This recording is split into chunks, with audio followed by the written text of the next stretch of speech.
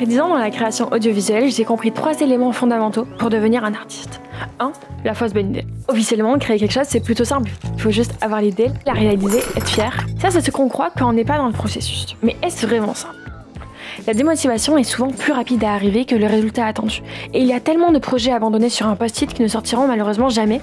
2. Être un artiste, c'est apprendre à aller au bout de ses idées. Mais comment faire? Il faut s'entourer de ceux qu'on aime.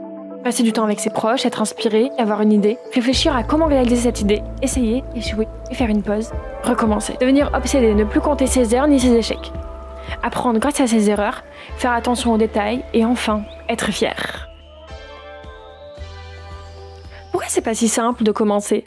On a accès à tellement de contenu que c'est plus simple d'en regarder que d'en faire. Et on est tellement habitué à consommer qu'on n'a plus le temps de penser à créer.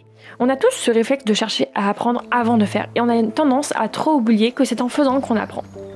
Au final, l'important dans la création, c'est simplement les émotions qu'elle fait ressentir à son créateur et au public. Les outils ne sont que des moyens d'y parvenir, mais ça ne fait pas tout. Et maintenant, quoi?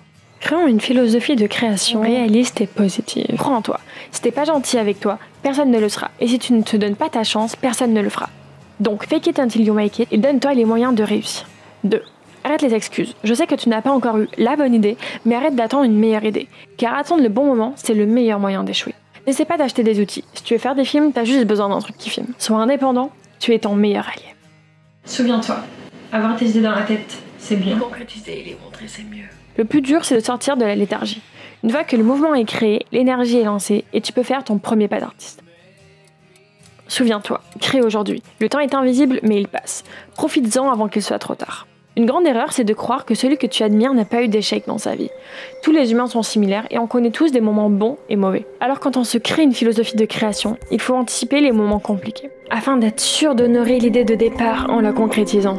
Pour ça, il faut que tu identifies tes propres récompenses et tes propres joies. Tu connais la gamification? Prends soin de toi et de ton projet comme si tu jouais à un jeu vidéo. Visualise les niveaux, les points de vie, les méchants. Atteindre un objectif fixé, c'est se prouver que l'on est capable, ce qui élève la confiance en soi et encourage à recommencer. Maintenant que notre philosophie de création est prête, commençons réellement. D'abord, prends une idée. Bon ok, la vibe d'écrire dans un carnet elle est folle, mais soyons honnêtes, on a plus souvent un téléphone dans les mains qu'un carnet. Alors depuis quelques mois, je mets toutes mes idées dans ma discussion WhatsApp avec moi-même. C'est moins glamour, mais vachement plus utile. Avec cette idée qu'on vient de trouver, il faut faire un plan des étapes à suivre. Le plus important pour ça, c'est d'être précis dans les étapes qu'on se donne. Il vaut mieux dire écrire 5 pages que écrire un chapitre. Tu vois les gens qui surlignent des trucs et tu comprends pas pourquoi? Valider chaque étape pour libérer de la dopamine, c'est une bonne manière de se récompenser. Si on attend que tout soit fini pour être récompensé, on risque d'être démotivé avant. Malgré tous nos essais, il y aura forcément des moments où la motivation sera plus basse, où la vie ne nous permettra pas d'avancer. C'est normal et on est obligé d'y passer. Alors il faut être patient, comprendre pourquoi cela arrive et être doux avec soi. Il ne faut pas voir la démotivation en tant que telle, mais plutôt comme une occasion de faire une pause méritée et appréciable. Le piège c'est de faire une pause mais en ayant en tête « Nana, c'est pas bien, tu t'es arrêtée !» Ce qui est le pire de tout. Mets cette voix au fond du placard et prends ton temps pour que ton énergie revienne. Attention, le second piège est de ne plus entendre l'appel de cette énergie. Pour qu'une pause soit validée, une remise à l'action est nécessaire. Une fois la première pause validée, tu viens de débloquer un niveau, celui où on comprend que c'est ok d'arrêter, ok de faire des erreurs, et qu'au final c'est en enchaînant les échecs qu'on se rapproche et qu'on obtient la réussite.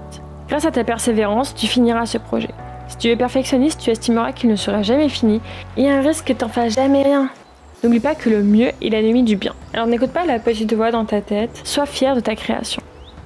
Et s'il te plaît, ne la laisse pas périr. Montre-la à tes proches, à internet, inscris-la dans des concours, promouvois ton travail. Car tu ne le sais pas, mais de belles choses t'attendent. Et maintenant, repose-toi, passe du temps avec tes proches, sois inspiré et